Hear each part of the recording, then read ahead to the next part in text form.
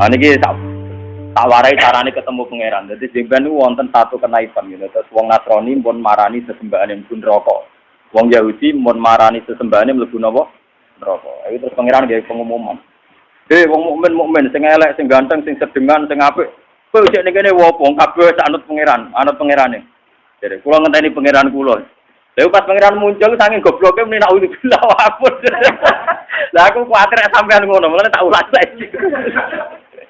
Kula kuwatir pas pangeran muncul kowe muni napa nak udu. Itu saking kurang ajar ngene. Makanya ini penting, nyembah pangeran kudu kenal pangeran. Suatu saat jadi kitab ini pun kalau umum nari ini. Kitab ini kitab Tobari. Terus ketika Imam semua ahli tafsir itu sepakat tafsir itu kitab Tobari. Ibnu Jarir atau Tobari. Itu beliau wafat sekitar 303 Hijriah. Jadi generasi ini pas sebagai Imam Sinten Syafi'i. Anggaran kitab-kitab pun Ibnu Jarir, Imam Tobari di ngarang kitab. Itu beliau ngarang kitab ini itu sekitar 30 jilid. 30 jilid, sak jilidnya sak foto-foto ngoten terus. Kiai-kiai rata-rata maca terus tuku dalalan sing sak foto iku ora khatam.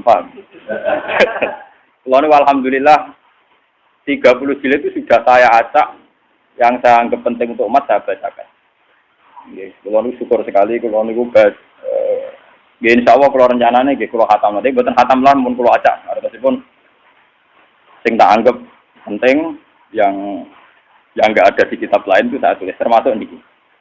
Terus nanti itu jeng ben jenengan nak tengoro romasar, ya Allah itu sempat muncul. Cuma karena kita saking gobloknya, saking ratau kenal pangeran, kenali duit, kasus, macam-macam zaman pondok, BPKB, utang, pokoknya ngono-ngono itu, wedoan, pangkat, ngamun, macam-macam.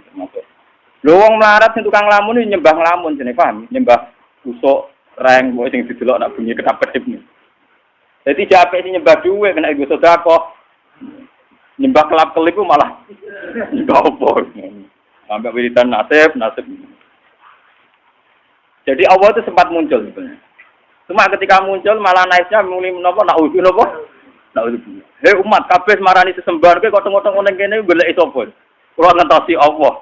Aku iku Allah. Malah mulai napa? Nak udu. Lha sampean disampaikan. Lah terus mungkin pangeran takok ngoten. Lah buka kok tenan kok lek tadi. Lha lucu to. Wah, Imam Tobari ge goro-goro. Ngoten iki tenan. Lah buka kok tenan terus kowe rompi ya, Jen. Oh, pokoke kertas Gusti. Kulo niteni Allah tenan mbek boten. Lucu to. Dadi sampeyan kok Mustafa jawab pokoke kulo niteni Gusti Allah tenan apa? Boten. Engko tersiktas. Wah, kulo jelas dulu. Medeni kok Mustafa ini angel. Angel. Masih khusuk lah. Kau sing kenal pangeran wong alim, ora ono ning Quran kenal pangeran wong khusuk ora ono dalile. Niku penting. Makanya Sayyidina Ali pernah ditanya sama seseorang, "Ya Ali, orang sehebat engkau apa pernah melihat Allah?" Jawab Sayyidina Ali, "Nah, kaifa a'budu man la a'rif?" Bagaimana mungkin saya menyembah zat yang tidak saya kenali? Kaifa a'budu man la a'rif? Bagaimana mungkin saya menyembah zat yang tidak saya kenali? Itu tidak masuk akal. Jadi menurut Sayyidina Ali, orang menyembah Tuhan kok tidak kenal itu tidak masuk akal. Jadi seperti yang kita lakukan sekarang, itu cara Sayyidina Ali betul apa? Betul masuk akal. Misalnya begini, ini contoh paling mudah nih. Makanya yang orang hikam pernah bilang secara ekstrim, siapa yang tidak pernah mukasafah di dunia, itu ditakutkan su'ul khotimah. Karena dia kenalnya Tuhan itu nanti keliru. Pas orang-orang masar itu apa? Keliru. Yang Allah betulan dina'udzubillah, yang tidak Allah dikejar. Nah itu ceritanya wong kafir ngoten. Isa itu ngaku Tuhan, terus pangeran menciptakan satu malaikat yang persis Isa. Terus ini dinut. Bareng dinut mayune ning aran neraka, akhirnya kecemplung nopo? Neraka. Mungkin ujar ge ngoten, mayu neraka akhirnya nyemplung nopo blodro, walhasil nopo? Akhirnya pangeran nggih pengumuman ya tabaghawa. Hadis ini sudah saya cek, artinya sudah saya bandingkan di Muslim, di Bukhari, memang tidak ada masalah. Memang matanya yang beda tapi intinya sama. Ini hadis ini sahih. Sudah saya cek secara akademik di beberapa hadis 6 itu yang jadi mutamatil hadis. Itu sahih. Terus ketika Allah muncul itu, para umat, orang-orang sudah mengikuti Tuhannya, lalu ngapain kamu masih di sini? Saya nunggu Allah Tuhan kami. Ya. Saya ini Allah, jadi malah jawabin apa? Terus pangeran tapi apian, ngerti nak goblok ya, jadi dimaafin. Ya pangeran tak ada lucu. Apa kalau saya tuh, lalu kalau Allah betul muncul, apa kamu niteni, Jen? Nggih Gusti, jadi pede jawab napa? Nggih Gusti. Adiku monggo dipenggalih dadi nanti sampean nggo persiapan nek orang-orang masar ku niteni piye supaya napa ora keblon. Makanya penting aja nglakoni wae. Apa roe tamanita khoda ilahahu hawa. Jangan sampai menuhankan napa hawa. Misalnya menuhankan duit, pangkat, popularitas, termasuk menuhanno aras-arasen. Iku yo penyakite wong melarat itu aras-arasen. Penyakite wong sugih seneng duit. Nah, pejabat seneng napa? Pangkat. Aras-arasen yo penyakit. Wong turu yo enak, nganggur yo napa? Enak. Ana jare kanca kula sing melarat, donya ku curang. Padha-padha turu esuk nang sugih daerah di nganggur. Lah bedane apa? Lah dhek turu tapi tokone buka. Lah aku turu tenan ora harus dibuka. Asline donya ku curang. Padha-padha turu sing sugih dihukumi ra nganggur, aku dihukumi nganggur. Nek jare nang sugih turu tokone napa? Buka. Jadi agak nganggur rembus. Nek turu nganggur tenan. Ora ono sing buka. Ora ono napa? Buka. Mboten iki tenan ya. Kalau juga setting cerita. Walhasil terus Allah masih tanya, masih baik.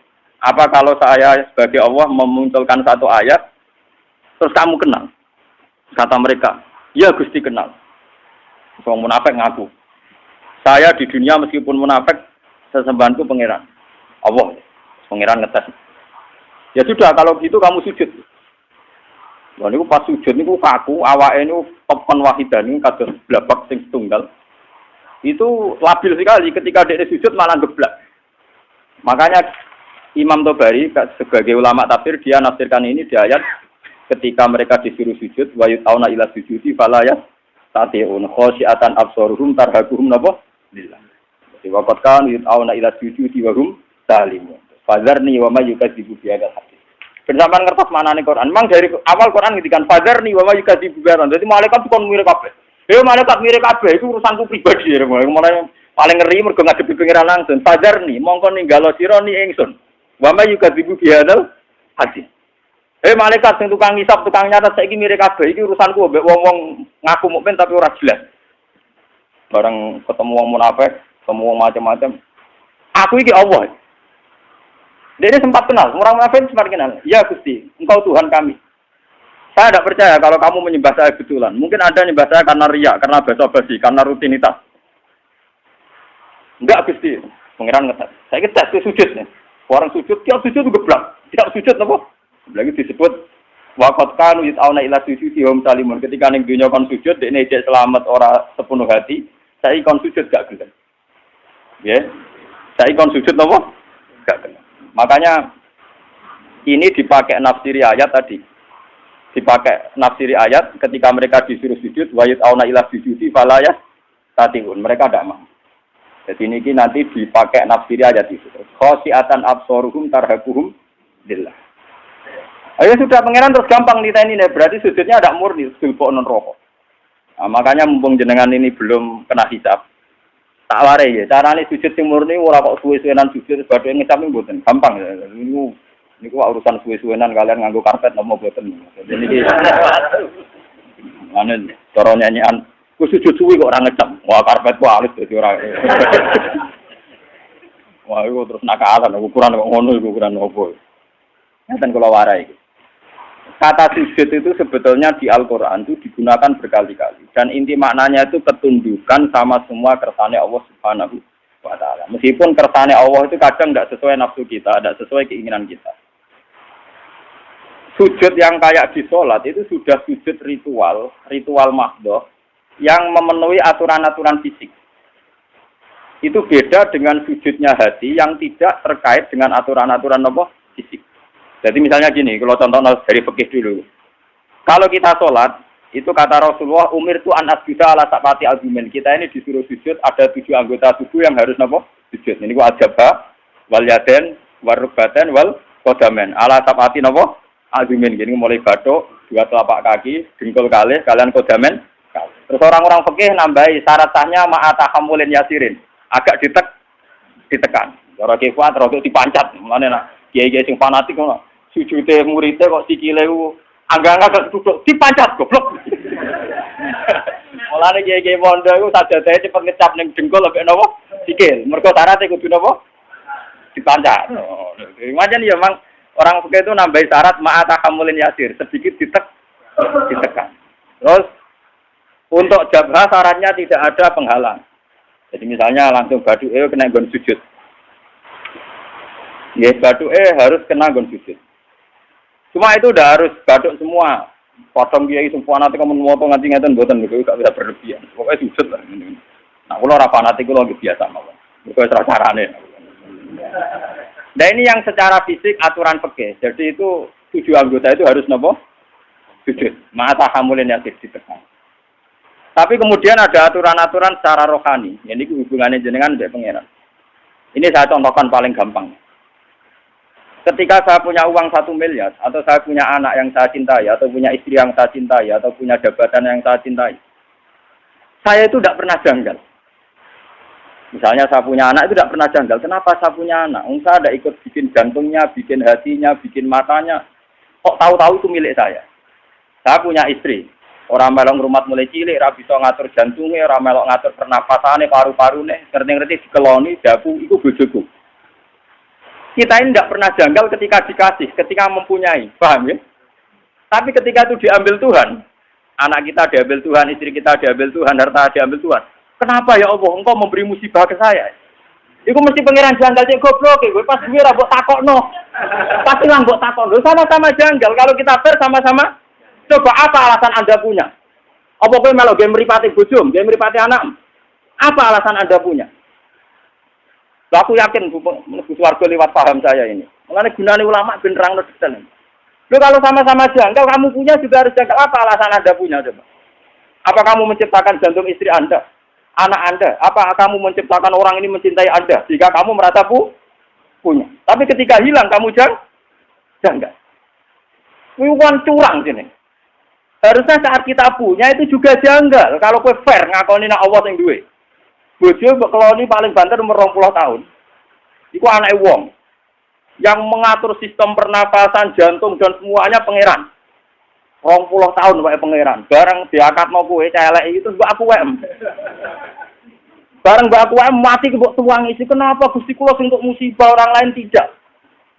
Makanya Rasulullah itu hebat. Makanya wong sing roh nabi tenanan tetep ulama, orang khusus kamu sepamun ngandel dulu.